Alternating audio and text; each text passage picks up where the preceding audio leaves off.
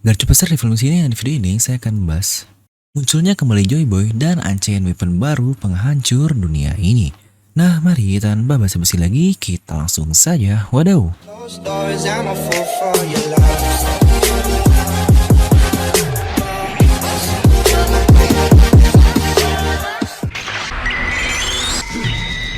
Nah seperti biasa sebelum lanjut ke video ini jangan lupa untuk subscribe dan juga nyalakan bel notifikasinya ya.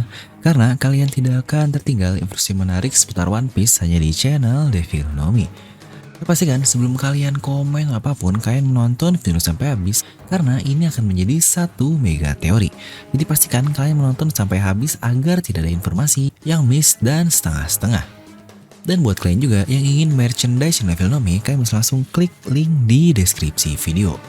Oke, kali ini kita akan bahas lagi nih mengenai hal super misterius yang pastinya akan berhubung dengan akhir dari serial ini, yaitu One Piece.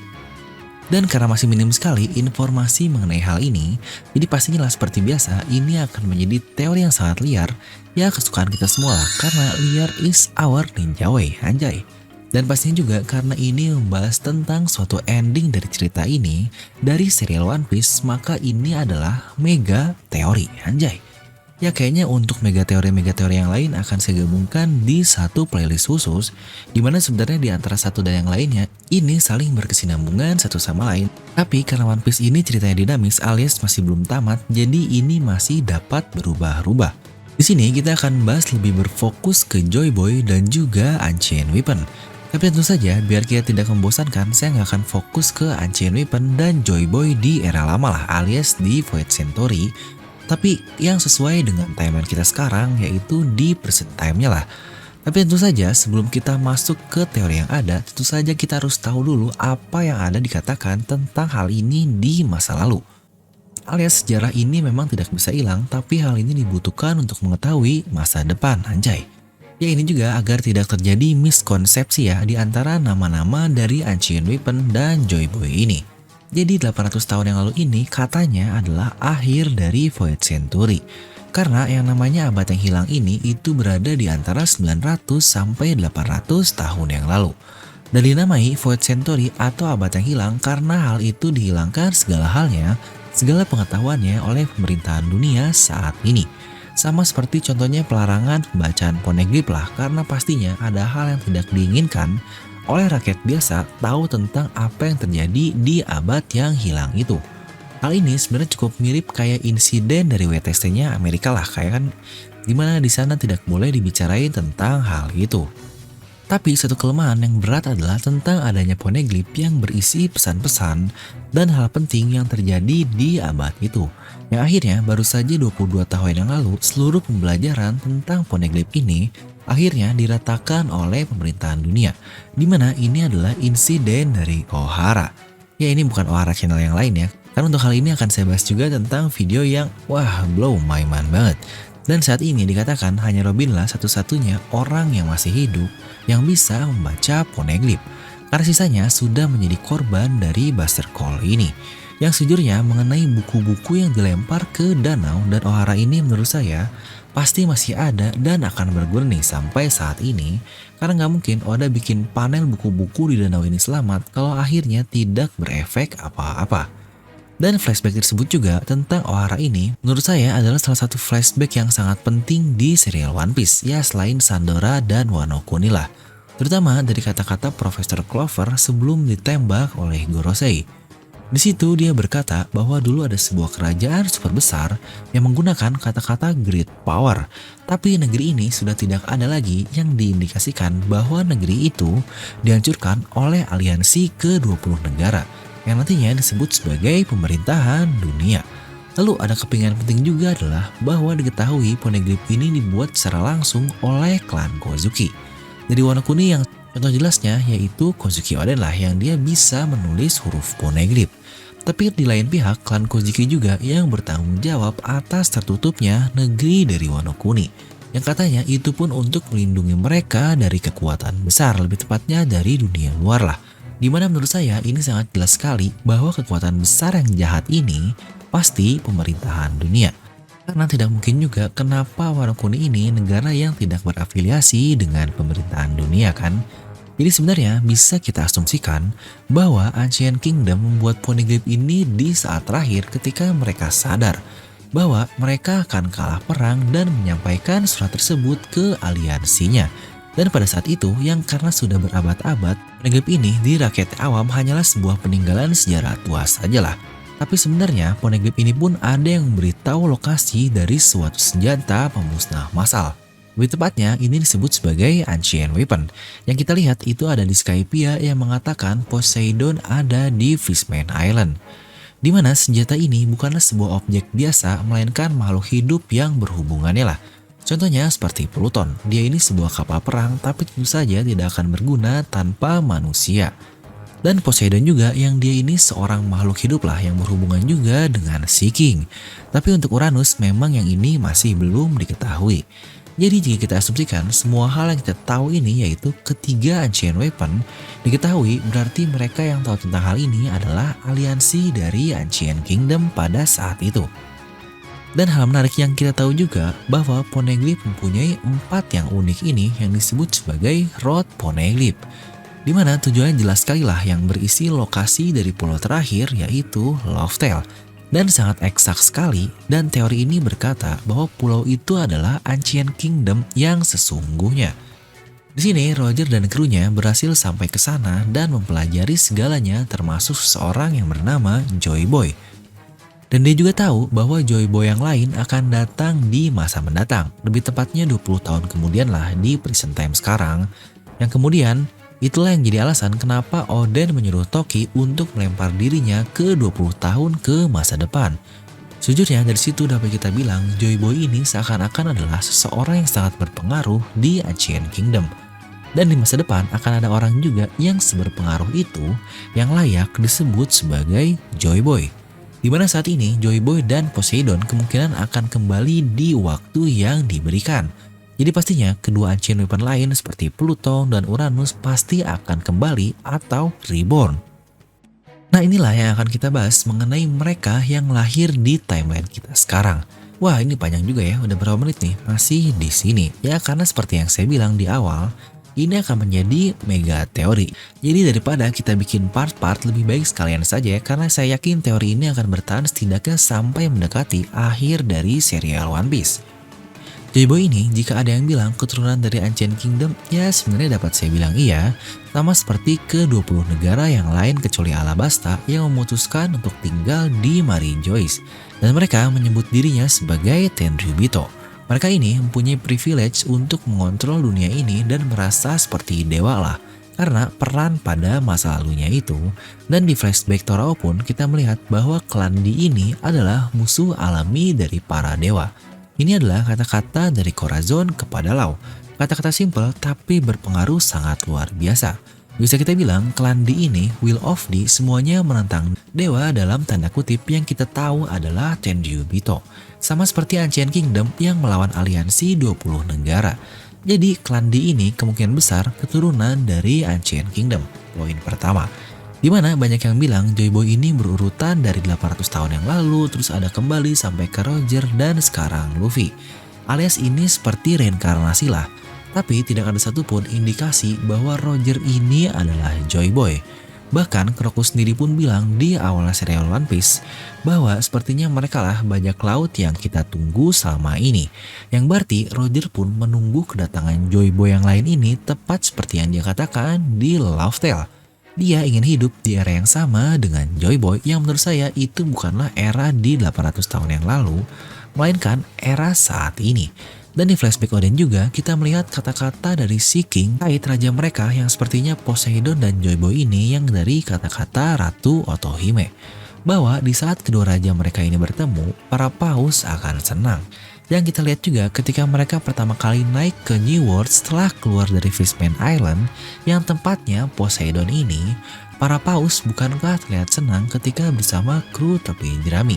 Nah saya harap di sini tidak ada yang meragukan ya karakter utama ini, tapi lagi-lagi ini karena belum fakta, jadi ini hanyalah menguatkan ide terkait hal itu. Lanjut, terkait kembalinya Ancient Weapon Poseidon, untuk yang ini sudah jelas lah itu adalah Shirahoshi, jadi kita akan langsung ke Ancient Weapon selanjutnya, yaitu kembalinya Pluton. Dikatakan Pluton ini adalah kapal perang yang paling berbahaya di dunia. Kapal tersebut menurut kata-kata krokodil dapat menghancurkan pulau besar hanya dengan satu serangan saja. Yang kita juga tahu bahwa lokasi dari Pluton ini jelas dikatakan di poneglyph yang ada di Alabasta. Mungkin dari sini kalian akan menemukan satu hal yang sangat miss di sini. Di lain sisi, Nefertari ikut sebagai aliansi 20 negara yang melawan Ancient Kingdom, tapi di sisi lain juga dia yang tidak hanya menyimpan poneglyph, mereka menyimpan Ancient Weapon juga. Dimana bagian pertama berhubungan dengan reaksi Robin nih saat Cobra berkata mereka melindungi poneglyph. Bukankah Robin seharusnya tahu Alabasta ini adalah negeri yang ikut berperang di Void Century, jadi untuk apa mereka melindungi hal yang menjadi musuhnya? Makanya kita lihat reaksi dari Robin berkata seperti itu, apakah bercanda? Bukankah itu sangat mencurigakan sekali? Dan kita juga melihat respon dari Cobra yang cukup kebingungan. Tapi menurut saya hal itu benar terjadi karena setelahnya kita pun tahu Gorosei menobatkan Cobra sebagai seorang pengkhianat. Alias seluruh keluarga Nefertari ini karena hanya mereka lah yang menginginkan untuk hidup di bawah saja. Dan di chapter yang sama, kita melihat satu figur yang sangat mengagetkan, yaitu Im Sama yang dia membawa 4 gambar bersamanya. Luffy, Teach, Shirahoshi, dan Vivi. Untuk 3 awal jelaslah, Luffy, Teach, dan Shirahoshi. 2 sebagai ancaman dan 1 Shirahoshi ini Ancient Weapon. Tapi kenapa ada Vivi?